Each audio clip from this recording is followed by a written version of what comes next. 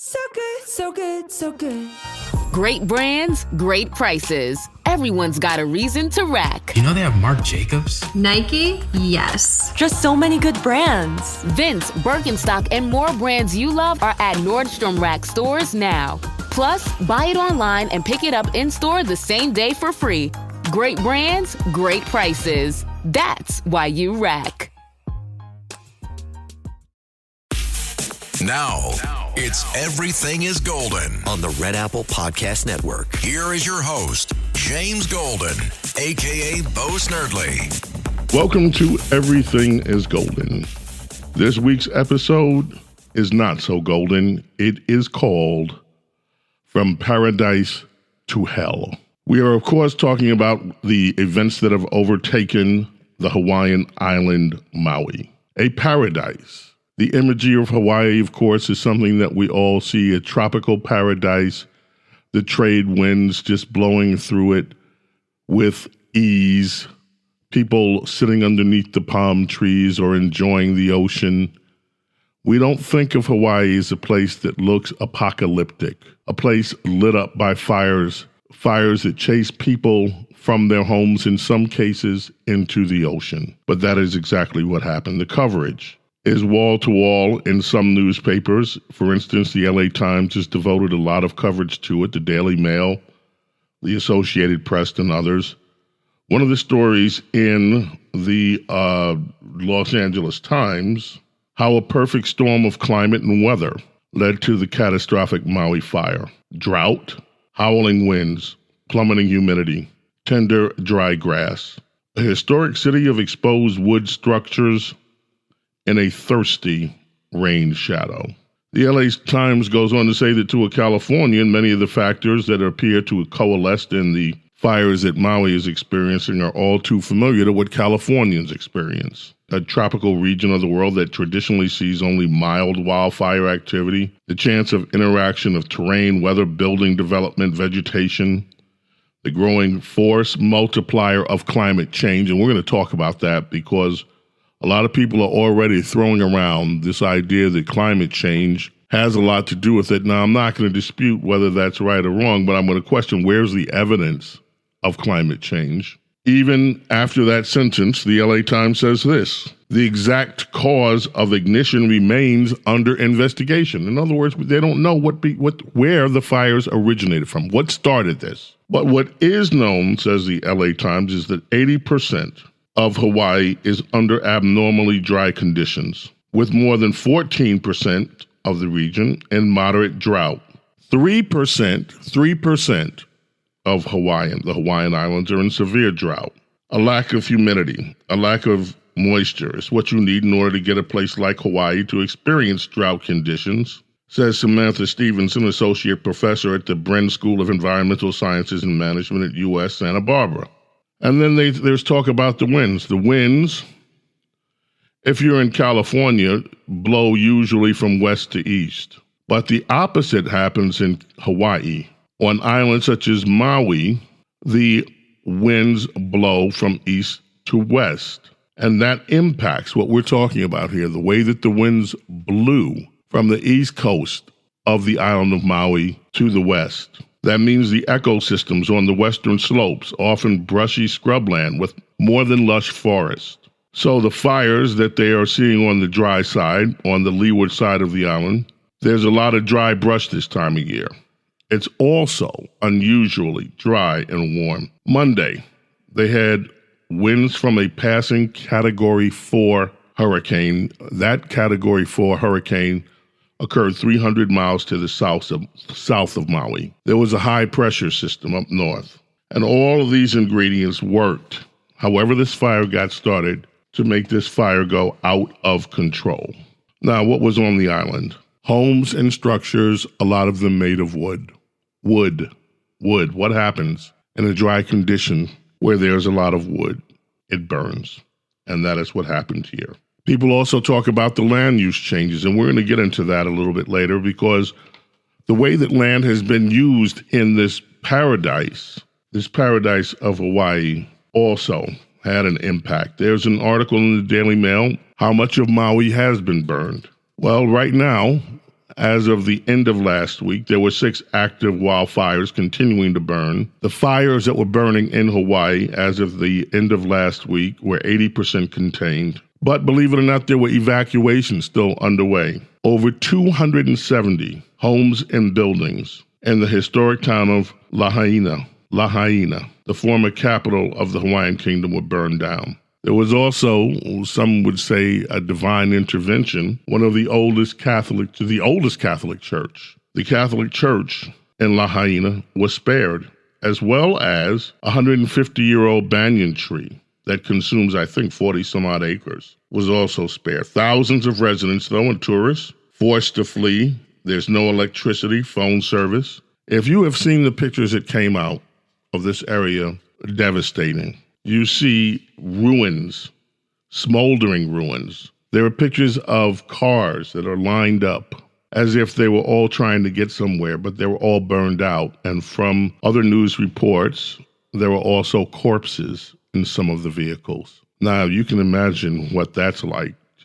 No, you can't. You can imagine, though, what the horror must be like to be in a car trying to flee a fire, realizing you can't get out, and the fire just consumes you in the automobile that you're in. It's just horrible, unbearable reality. That's what the Washington Post says, describing what happened in Lahaina. Lahaina confronts unbearable reality. But there's good in things. The hometown refugees are the ones that are banding together now. From the deep blue water off Maui, you can smell what remains of this still smoldering beach town before you can see it. Imagine that. Whatever the occasion, effortless elegance is right this way. Because Hilton brings you new ways to stay courtesy of the Nomad London. And it doesn't stop at award-winning dining in a space draped in velvet and illuminated by vintage chandeliers. No, this day goes beyond with unparalleled personalized service and attentive hospitality. Oh, and did we mention the Nomad London can be booked using your Hilton Honors points at Hilton.com? Hilton, for the stay. Get into your body's vitals with the Vitals app on Apple Watch. I wanna get into my body and then my skin do the talking. I wanna feel like I'm myself again. The Vitals app tracks key overnight metrics so you can spot changes in your health before you feel them. The Vitals app on Apple Watch. iPhone XS or later required. The Vitals app is for wellness purposes only and not for medical use.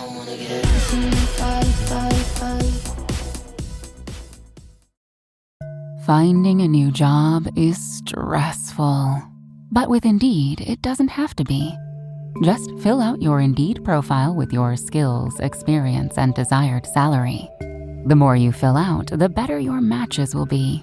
And hearing from hiring managers will be 2 times more likely. Relax.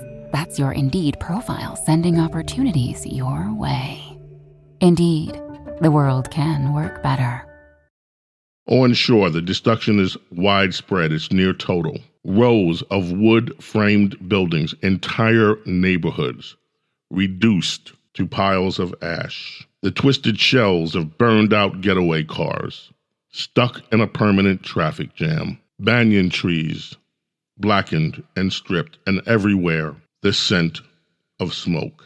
The wildfire that sparked Tuesday night, propelled by hurricane winds and fueled by months of drought, swept over the westernmost swath of Maui, destroying thousands of buildings, killing an untold number of people. One resident described it as like a blowtorch that was running through. There were 13,000 people in this community of Lahaina, and now many of them are trying to figure out, the ones that survived, how to navigate this new unbearable reality. They were cut off from communication. They have no power, no reliable communications. Some of them, of course, are dealing with the loss of their homes, many of them. But they're banding together to share basic necessities and try to deal with this long road that they have coming into recovery. Many believe it, and we can understand this, are unhappy. They're angry that their local government, the utility company whose fallen power lines are now a ubiquitous sight in the town, and many people are blaming those down power lines for the fire, although the origin of this fire has not yet been determined. Now, the last time Lahaina had a major fire was 5 years ago. Another hurricane, Hurricane Lane, produced winds that powered flames that burned down nearly 24 homes. Since then, locals in Lahaina have been calling for more safety measures, including having the power lines buried, but that did not happen. Residents that did escape said the smell of fire was all around them, the smell of smoke and fire. Some of them escaped, but they could not get their pets out, and they're hoping that their pets somehow found a way to escape. The schools, their businesses, elementary schools burned down, the schools burned down. The business owners, many of them, have no business left. CBS News, some Maui residents are questioning why they weren't told to evacuate. There's the owner of the Kahola Brewery, a co-owner, said he had to make the difficult decision to evacuate without any official guidance from the government over the worsening conditions or the lack of power. Nothing came by phone. Nothing came through any of the news sources. Imagine that.